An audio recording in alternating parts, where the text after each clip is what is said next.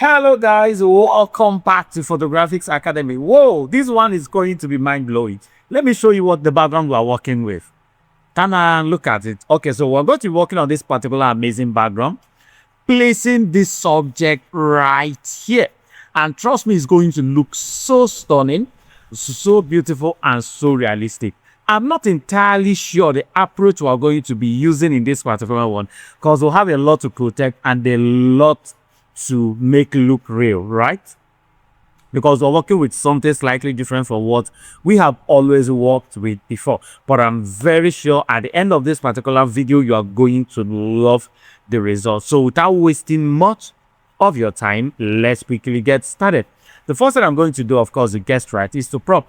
I'm going to give her a headroom because if you look at her background, we have, if we place her the way she is on this background, her head will either be here while it is supposed to be somewhere around here. So we need to give her that headroom like this.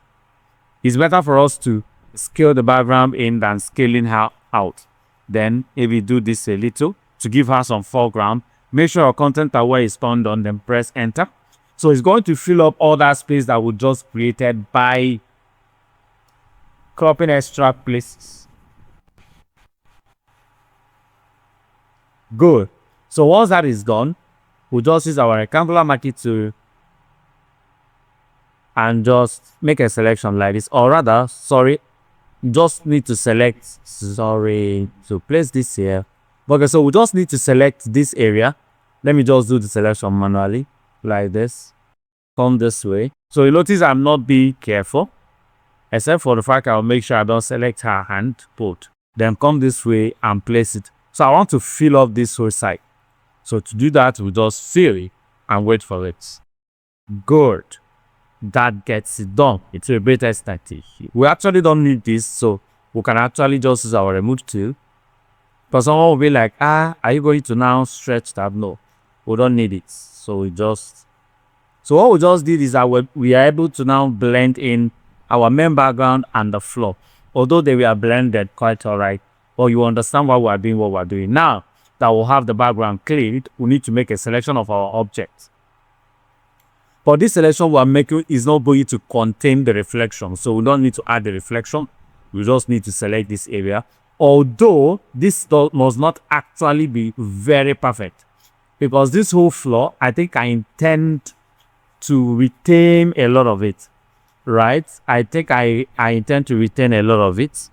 So you can just take your time and make sure that your selection is good. I think I can just work. Oh, sorry. I was supposed to be shifted and not submitted. So let's work with this. The extra fabrics, we can find our way to get them back later because it's black. Then check for the head area, very important. We need to select inverse, please. I'm already used to working on these edges while on inverse mode.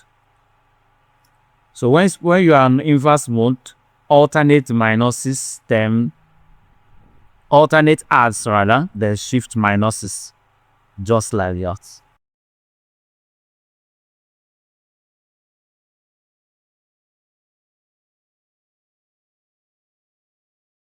All right, let's do this one right here.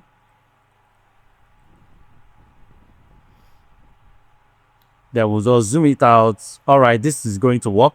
Make a duplicate of the back of the layer, then right click and go to layer via cut. So now we'll have our object on a separate layer and our background on a separate layer. Now, there are many things we can decide to do. We can decide to blur it out. We can decide to retain it. But let's blur it out, right? Since we can still recover it later.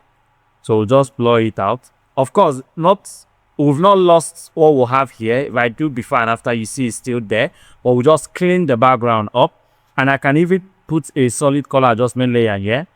Just my gray solid color and change the blend mode to color. Yeah, to make sure we'll have that gray working right there. So once this is done, we'll come right here, we'll pick up our brush, make sure the layer is unlocked, then drag our background layer and place it over our object like this.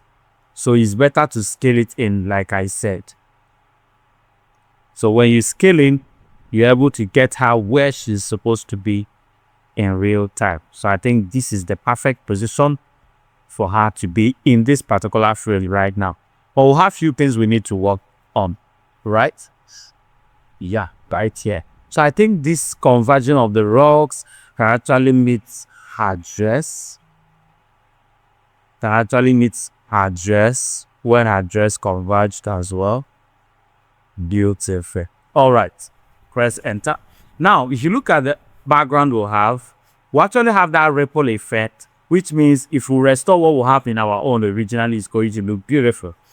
Then another thing I'm noticing, if I change this background layer, because normally we're supposed to change it to overlay or soft light, but if I change it to overlay, I'm going to get some shadows back. But you notice that the contrast of our background has dropped.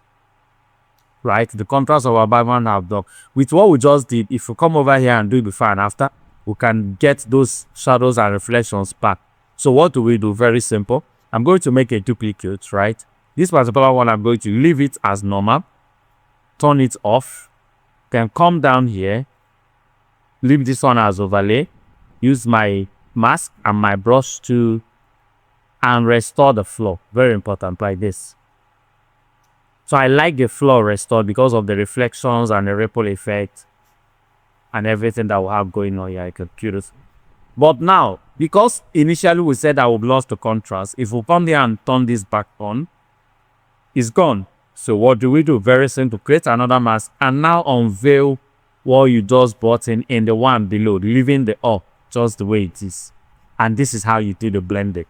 And the job is done. So the next thing we need to do is to make sure that her skin stands out in this particular one. So if you look here, it looks good, it looks stunning. If we do a global color grading, it's going to fit in properly. But the issue is that she's also lost in the whole scene because, of course, she's on a black gown, the background is black and all of that. So first of all, I'm going to create a curve on her and brighten her up a bit. The first thing we do. But the second thing is to color grade her skin separately. So I'll make a duplicate of her right here. Then create a mask for this one. Go to my select and my color range. That allows me to have her skin selected. Press OK.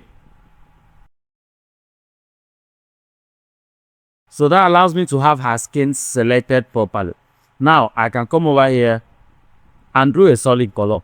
That is her skin. Maybe select any of this or make sure it's light. But make sure it's light. Press OK. Then use this mask that we created over here and replace this one. But now, another thing I want you to do, make sure that this is above other layers because we're working on her skin, not on the background. You can now change this to color. You can now change this to color and reduce the fill, right? Once you have the fill reduced, I think it's still too much. Make another duplicate, change this to soft light. This, of course, you need to reduce very well. Also, drop it like this. So you can put the both of them in a group and see the strength of the both of them at 100% for default. Thereafter, of course, you need to bring this down. So with this particular mask that you have right here, you can as well even add one more course and just use the mask to shine her skin. So what I did is I held my alternate and it allowed me to copy the mask I have here. So if I increase the brightness just stays on her skin. So you look here, you see that her skin is standing out in the whole scene. Now we are not done. We need to create a global color grading that is going to bring everything we've done together. So come to our color lookup tables and look for something that we suit. I always love the effect that green always adds to my image every single time I use it. It looks so cinematic and beautiful. But let's keep going. I love this one as well. Let's keep going. This is stunning. This is absolutely beautiful. Okay, so I'm going to work with this. Or should I not? Just confused right there. So I think I'm going to work with this. But I'm going to cool it down. Maybe my camera raw or right here. Let's see how photo filter works on it. Cooling photo filter. Works perfectly fine. So the next thing I want to do, I think my background needs a little nudging. So put the both of them in a group. Use your move tool and just nudge it by the side or to the side. Sorry. You also merge it. Is a move tool and nudge. Okay. Next I want to do is to create a stamp visible layer. Ctrl Shift Alternate E. Then go to filter, go to camera raw filter. So right here, all I need to do is also create a little vignetting effect. Although she already is stealing the spotlight in this one because of the color of everything and her own skin color being the only one standing out. But of course, we still need to create that vignetting effect just to bring things together. Like this. I think my exposure is slightly too much. Beautiful. Okay, so once I'm done, I can come right here and just push up to skin tone to get that extra saturation on our skin, and the job is done. So if I press enter, this is what we'll have. Now this is the overall before and after, not necessarily overall. Let me use my history and show you.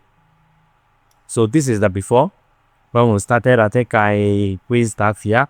This is the before, and this is the final result we'll have right here. Thank you so much for watching this amazing video. Do make sure you subscribe to our YouTube channel, and if you subscribe, click on the notification bell to get notified every single time we'll drop a new video. Until then, see you on the next one.